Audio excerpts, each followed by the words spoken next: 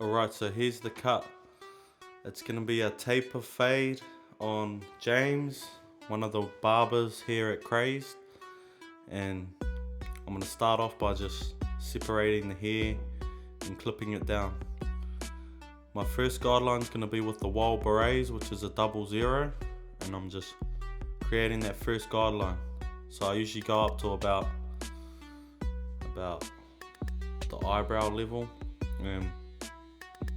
With the foil shaver, it takes it down to bold, so I'm flicking and then I'm going down with the grain to create a smooth transition from the bold to the 00. Once I've done that, I'm going to the no guard open with my Wall Magics, and I'm just creating another little guideline there, making sure it's all even. Then I'm going to go down to about a quarter, and I'm going to flick out the line from the 00 to the half, and then I'll go to the 0 and just flick out whatever's left.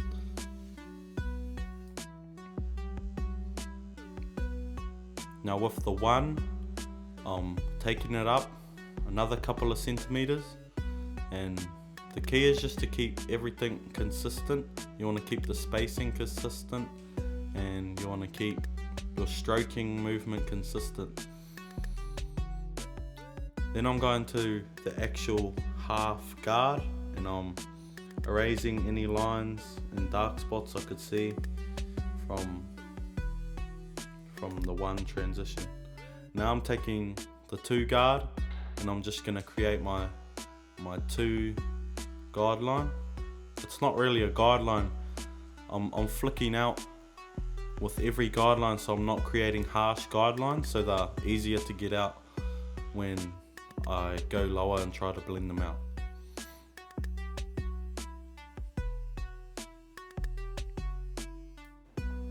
This line here, I'm going to erase with the 1 open, or the 1.5, whatever you want to call it.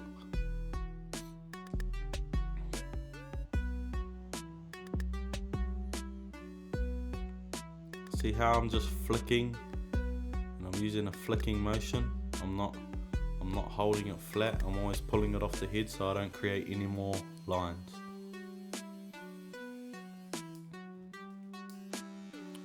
I seen a little dark spot, so I'm just going back with the 1 closed, and I'm just touching it up with the corner.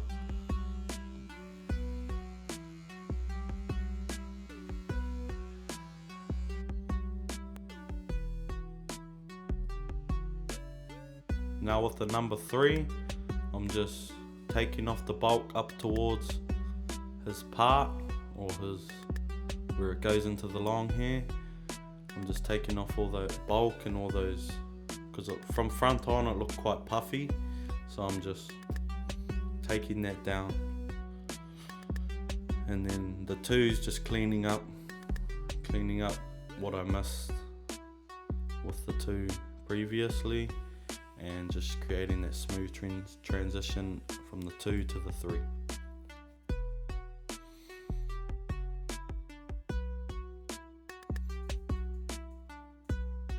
He doesn't want any off the top, so I'm clipping it up so I don't accidentally nick any.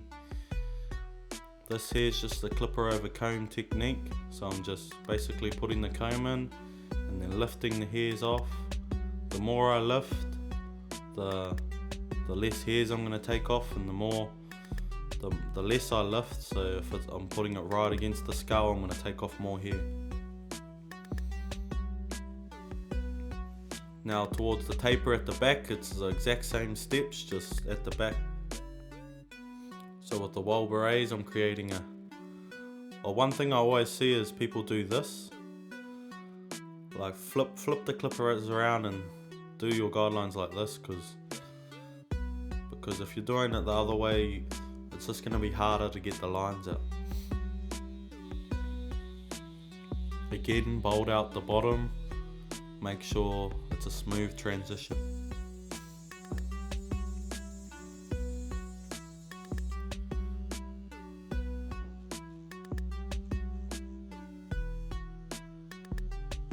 The main thing when you're fading is to keep your numbers and your spacing consistent.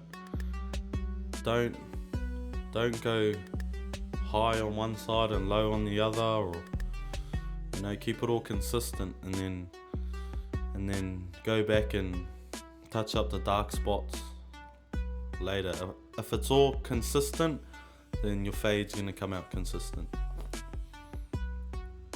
So right here I'm just erasing the line from skin to the one.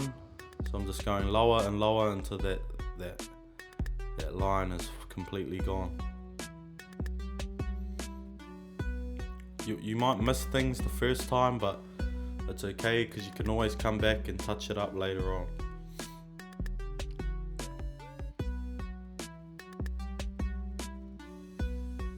The magic clippers are really good for a flicking motion because the way you hold it, it's got a natural flicking feel to the clippers.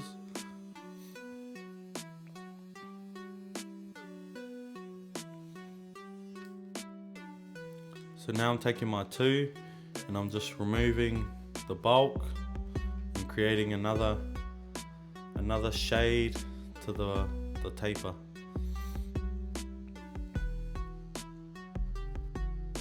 But notice how I'm coming off of the head because I don't want to create a harsh guideline.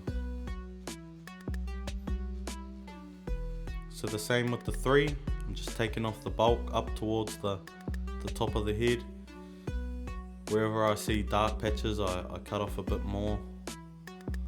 But I'm looking at the shade, I'm not focusing on where I'm cutting so much. So to blend out the 1 to the 2, I'm using the 1 guard and with the lever open, and I'm just flicking out that line. James's head had a few little indents in the side, so you kind of got to touch and go as you see the dark spots. So you might have to go a bit lower than you want to, but if it's going to create that blend, that's what you got to do. I always use the half as a touch-up guard, and because it's really good because it doesn't take off as much hair as an open, no blade, no guard half would.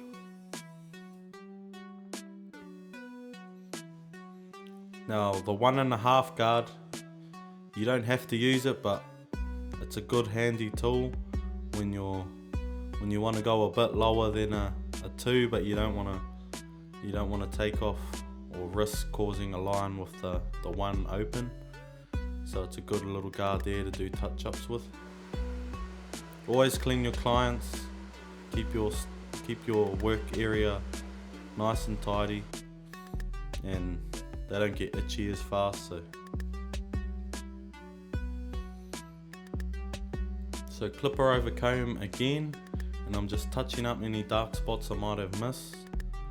You can flip the comb around if you have a comb like this to the thin teeth, and you can really push close up against the skin and get all those short hairs.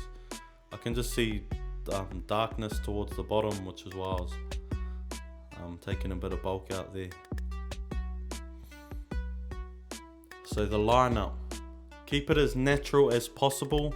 You don't want to push anyone's line up back, because that's the last thing you want to happen, because the regrowth is hideous and the client won't come back. So I'm just trying to keep this front area as dark as possible because it's quite light, so I'm not taking it right back. I'm trying to keep it nice and full there. This line is the line that's going to bring the taper out the most. It's just going to make that taper pop, and the same goes for lining up all around the head. Try not to push it in too deep.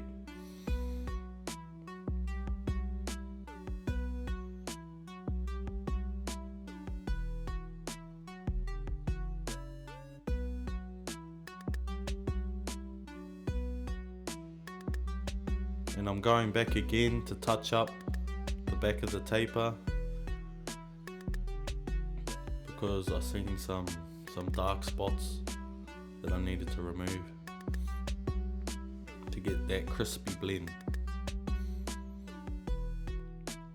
Now this is something you should do at the end of the haircuts because it just the grow out time for the lineup to grow back is longer, and the client will notice this, and all my clients ask for it now.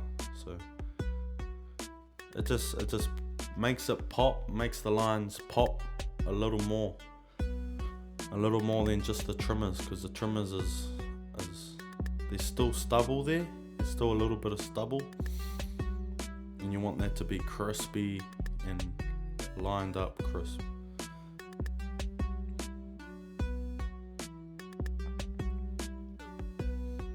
Now I'm skipping the other side because it's just the same steps as the other side.